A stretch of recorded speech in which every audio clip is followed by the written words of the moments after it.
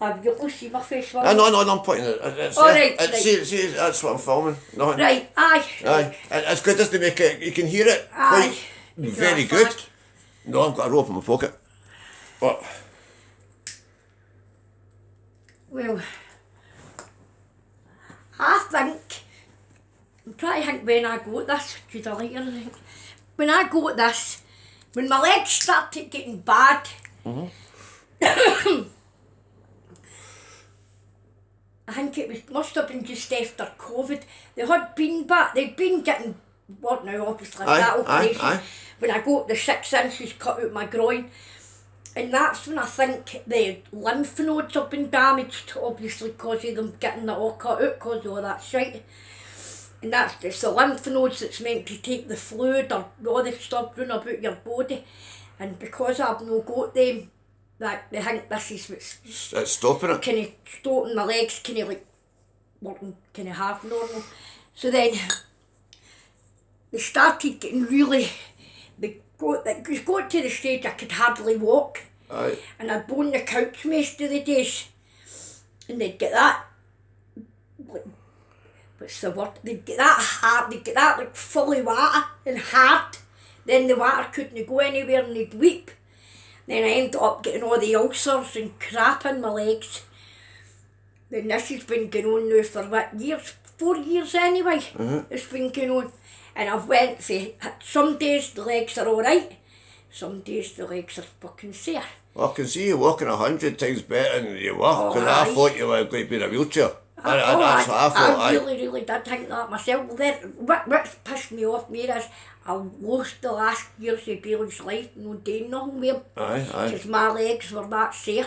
And you couldn't even, I can remember at one stage, the veins got like a frame that goes under my mattress, but over me, to stop my covers lying on my legs, they were that sore. Aye, I couldn't bear that. And then I wear the socks, they like, I think they're called like diabetes socks, because they're near like elastic or something, so they don't, and even like a normal sock, even like an adult man sock, would leave a mark. Aye. I couldn't, even proper big kilt socks. I can't even wear them, that's how bad my legs are. Then as I say, I couldn't even walk, anywhere I walk I'd that trolley. And if I did one big, like Kirsty stays at Battis Mains, I stay here at Smileham, so we're like basically across the road. But if I come from Battis Mains to here, and then go back over to Kirsty's, that's me. I don't go out the next day. Because, well, I didn't go out the next day because of how bad my legs were. Even with appointments, if I'm made an appointment with somebody, I couldn't do nothing like the days before it, because there's no way I would get down to that appointment.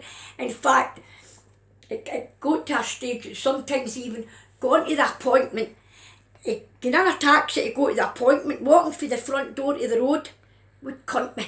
My legs were just, even trying to get in a taxi, my legs, they were like solid, never even bending them, it was like sore.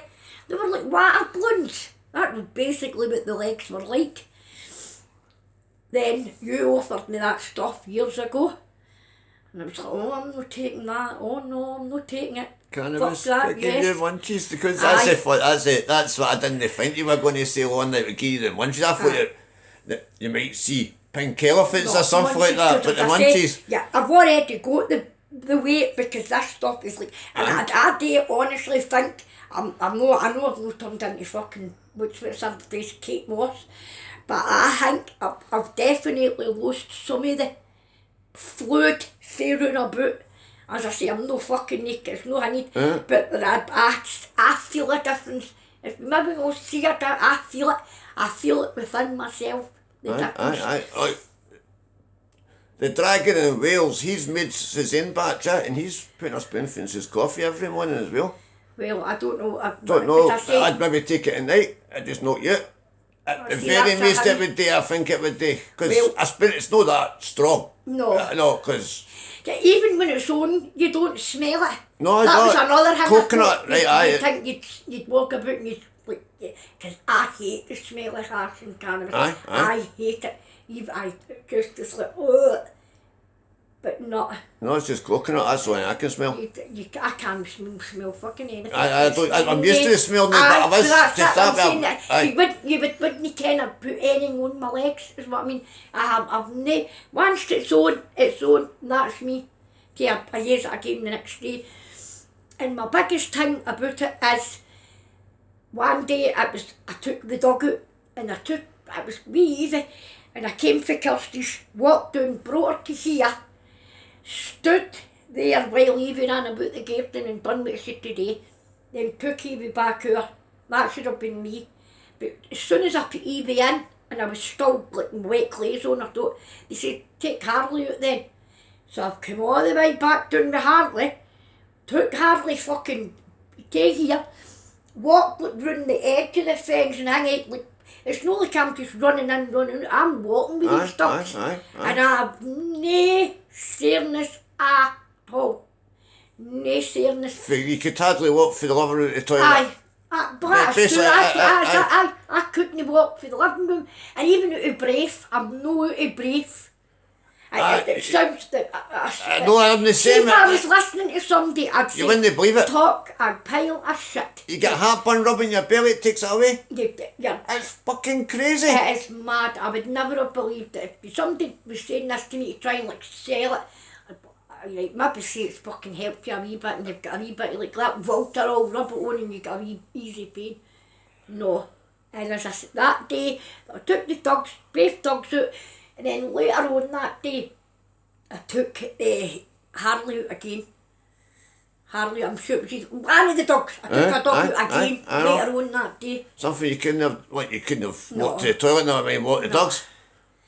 And it is definitely helped my legs. And as I say, my legs are going down. It's the best painkiller I've ever took. Well, it's the only painkiller I've ever took that kills the pain. Every single day, for as long as I can remember, I've took something, whether it's been prescribed by the doctor, or I bought it over the counter, or somebody's given me it. Right. I've took a painkiller every day, and that's just to get up and to wash the cat dishes and put fresh cat food out for the cat. Do the dishes for the night after, the dishes for the night before, and brush like the flare and clean the cat litter. That's why I take a painkiller. Then after I've done that, I sit in the bed for about an hour and a half, and my legs are sore, and then I'll get up and do other wee bits, and that was all I could do. And at that, I was hot, any time I was stoning, I'm holding onto something, because my legs were sore. And it's not that one, you're a mover. Before you were up and down the street, up and down the street, and then 3, 4, 5 times a day, and then I went for that to go. Well, as I say, I don't even know the last time. The high street, well, there you go.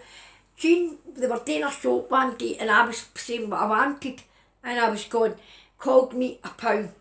Something else, £2.50.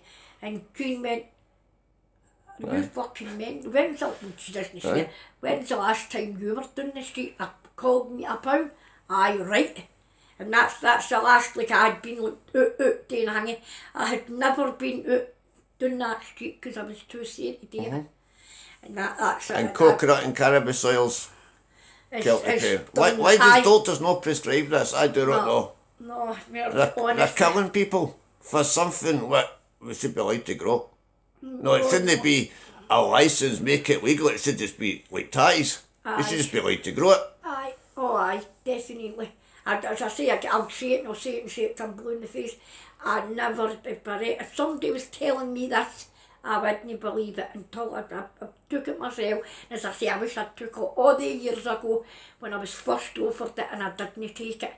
Because I have seen, as I say, my legs have went down. There is a big difference. In my legs. Aye. And as I've started actually just kind of like putting it on, and it's like one of them, that's what else I meant to ask you. My legs have dried up too. Remember I had the wet bits. I've not put the stuff on the wet bits. I was scared to do that. I'll just rub it on. That's what I was going to ask you. In fact, it was Jean that said, ask Brian about if you could put it onto the open wound, if it would be alright. And then I tell you about that bit of skin that's Well, I'll do is I'll Close phone to. up and ask him right now, because he says it stopped because he got slashed in the arse and it stopped, it took Aye. the weeping away from his slash mats. But it has definitely, because as I say, I've got them things and I'd put on, my stockings are white, and I'd put on my stockings and sometimes I wouldn't put a bandage on and then you'd see all the marks here, and a few times, and then I noticed it a couple of days and there was nothing. Nothing. It was they've dried up, and even the bit that's on like a kind of overlap of the skin doesn't join together because of the way it is, it's there. No one is tiny, but you can see, and it's there, and it's that bit there. You can see now. Right at the back of your heel, aye. Put my hand in, see there, Oh, I so you can, aye. and that's dry. I'll just rub it on. I don't think it can harm you. Everyone, you were terrified to do this, you've been brilliant. Honestly. Once I start putting Aye. that, Thanks a lot. I hope hopefully folk around the world can understand us, but you will not believe what this stuff is doing.